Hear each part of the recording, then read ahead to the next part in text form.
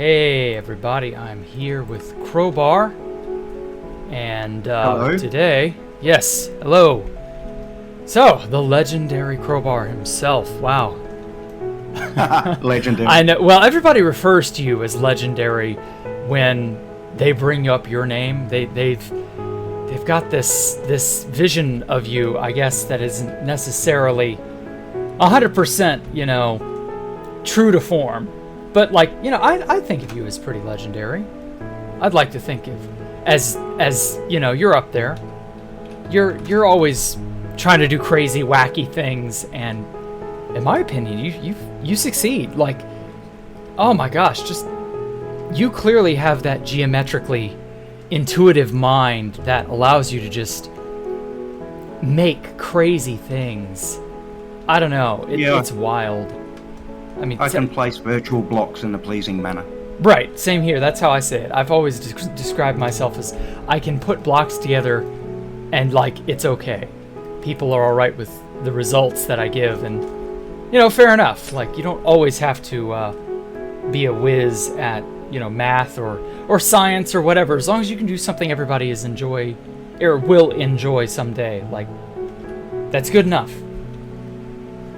So, I guess we'll get into your background a bit first before 2B2T, before anything wacky or crazy. So what got you into Minecraft? Because you're an older gentleman from Australia, I take it? Yes, much older. Yeah, you're probably older than most people have ever realized. Just for the record, how old are you exactly? I'm 57. 57. Oh!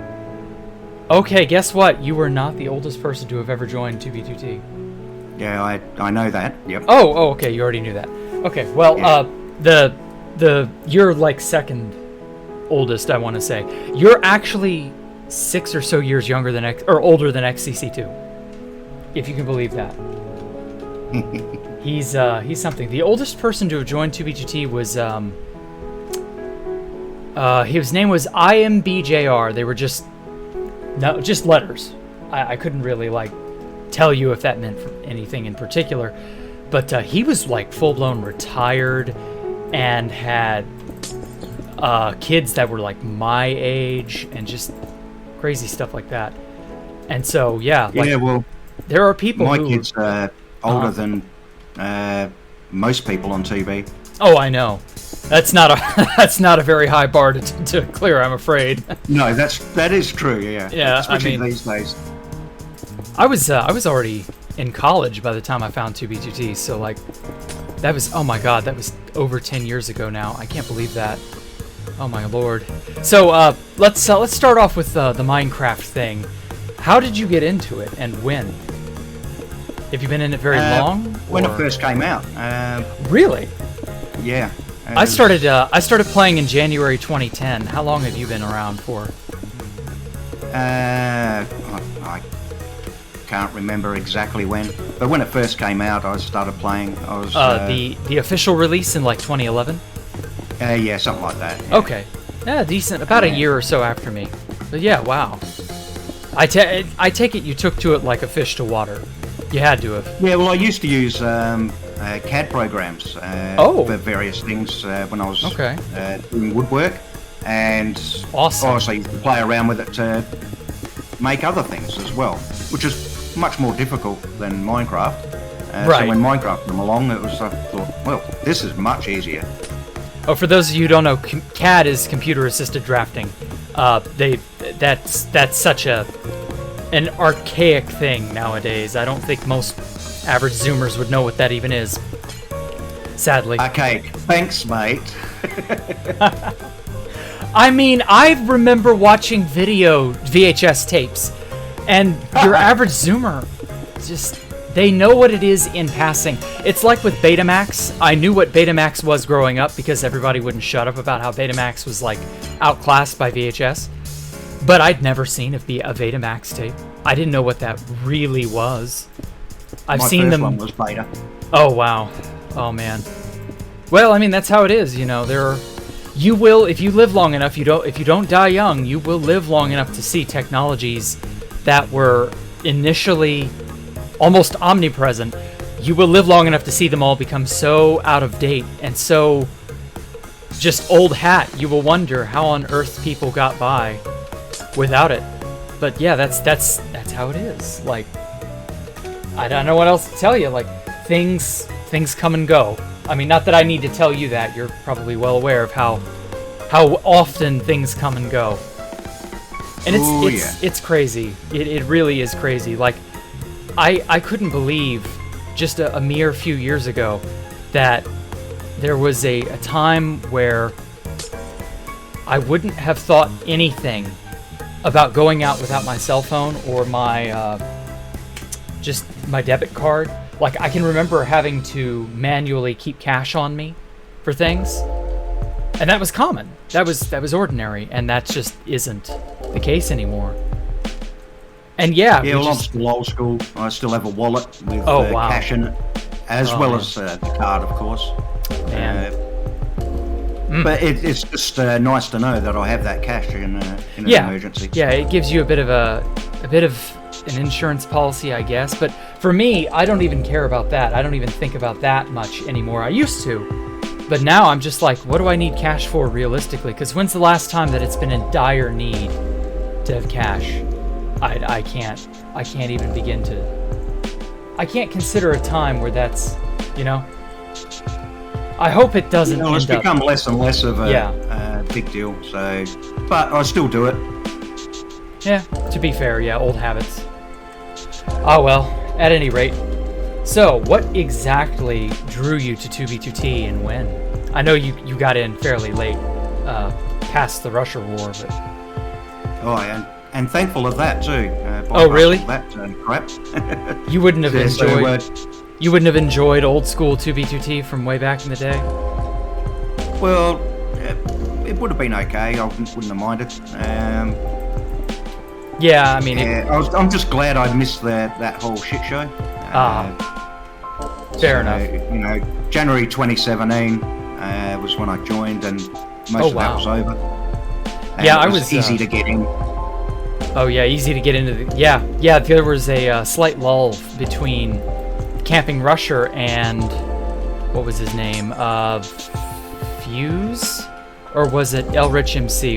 It was one of those big YouTubers who'd showed up shortly after the first year anniversary of the Russia War. And not many of them made a big splash. No, really. But they made enough of a splash that it kept going and it kept going, and it seemingly never ceased.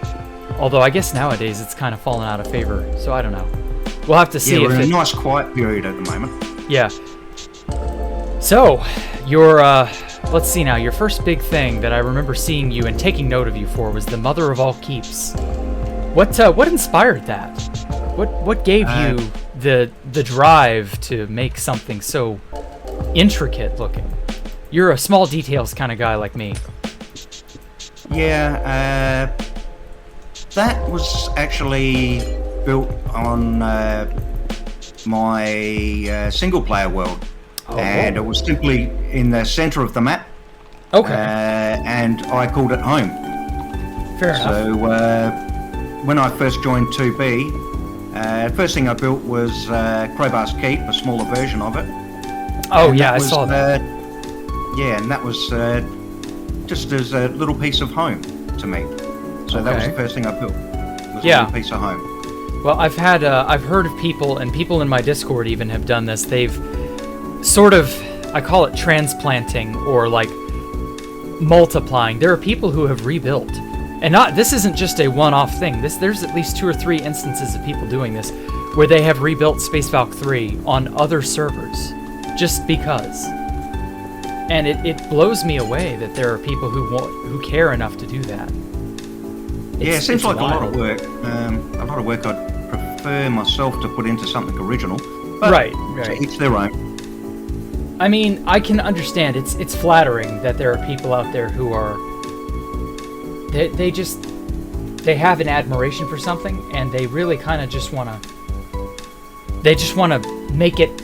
I don't know, put their own spin on it, maybe? Or maybe incorporate it into their own life, I guess. I don't know. It's wild. It really is.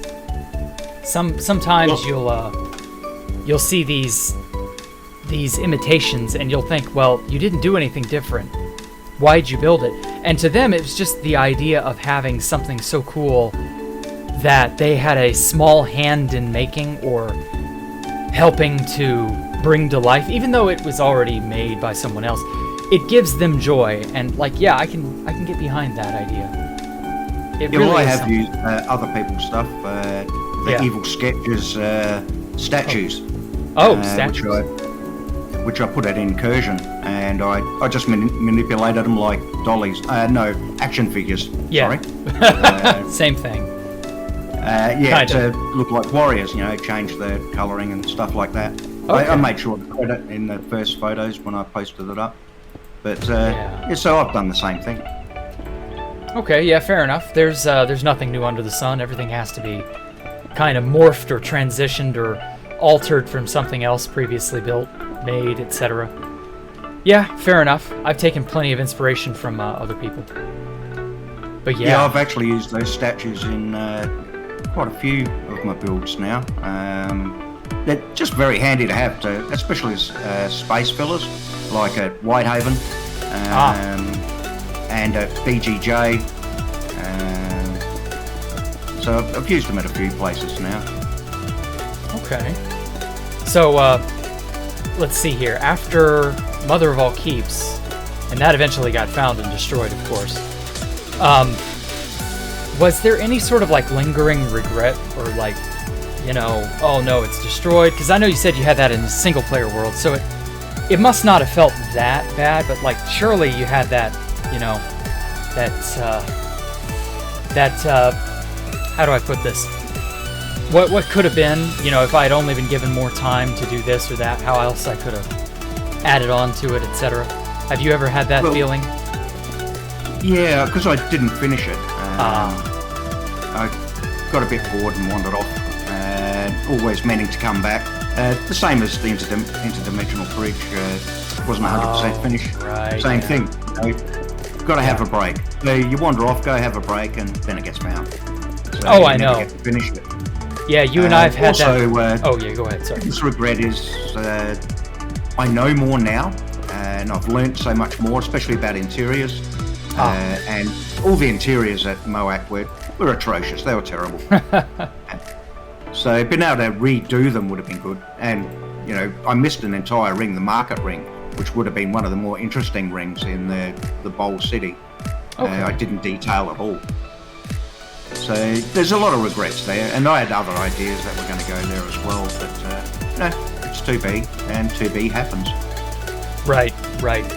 I get that we always want to sort of go back to the past, but like, you really can't, You have to just sort of move on to a degree. I've always gotten that question of, when Space Valve 3 was grief, how did you cope with the whatever, blah, blah, blah, and I'm just like, you toughen up a bit, you let your emotional fortitude carry you on, or you don't.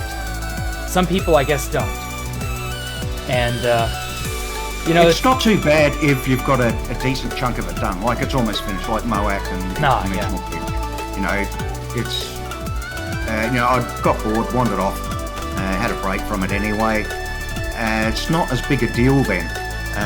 Unlike Summer Melon, which was more, unfinished builds, nowhere near completion, that's a bit more of a letdown. What could have been. That's the thing. When you got a giant thing that you've poured hours into, but you're more or less, you know how it'll end, or you have a good idea, and then it gets found before it's truly ready to reach that pinnacle, you can get a good idea in your head and go, okay, well, in my heart, I've kind of finished it. But for a base like Summermelon, where it's like, oopsie, you didn't get done, well, that's it. It's all gone permanently. There's no coming back from that. You can always go back to single player and finish it yourself and stuff. Right.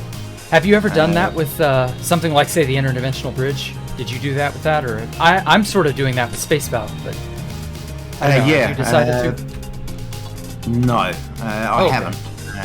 I thought about it often, especially Moab, going and right, redoing the interiors mainly. And the bridge, there's a lot of stuff under, in amongst the sewers and stuff like that. I think a couple of buildings as well are left blank. Rooms in the buildings. Right. But, yeah, I got to see it, the interdimensional bridge. I had no idea, because I got invited out to Intopia way back in mid to late 2019, and there was basically nothing there but a few starting sort of just a stash that little house Offtopia was making. That thing wasn't nearly as complete back at that time. And there was just like a few other little islands scattered here and there, and I was just like, this place could be really cool. But then I was just like, but I would rather dedicate my time. Like you said, I would rather pour my time into something original.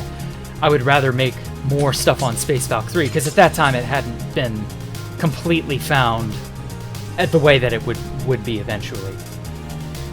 And the funny thing is that Intopia and Numenor, two dead bases, where I built my two most well-known things. So if you want your base to die, invite me. Oh God. I mean, but I will build. Yeah, you'll build there, but it will die. Yeah, I kind of felt like that way myself too, because there are lots of bases I've gotten invited to, and only a handful of them I've ever had the chance to really go out to after being invited.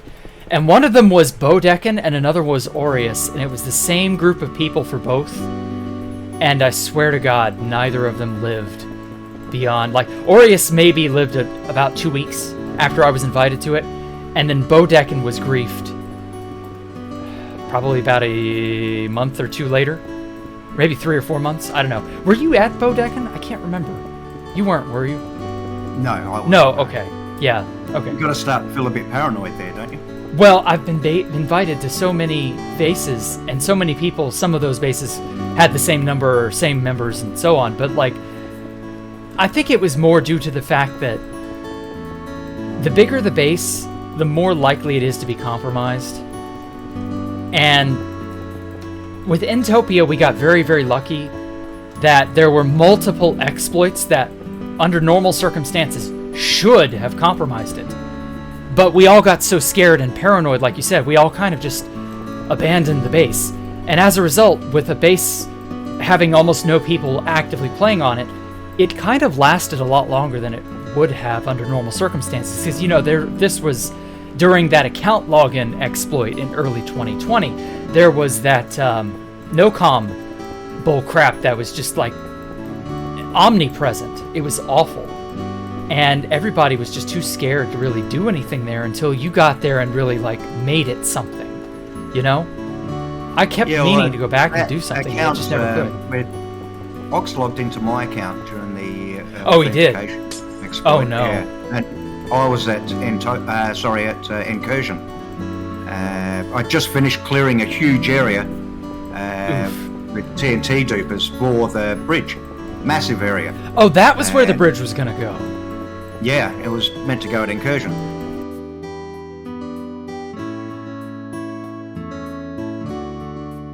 If you like what I do, show me some love and subscribe for more.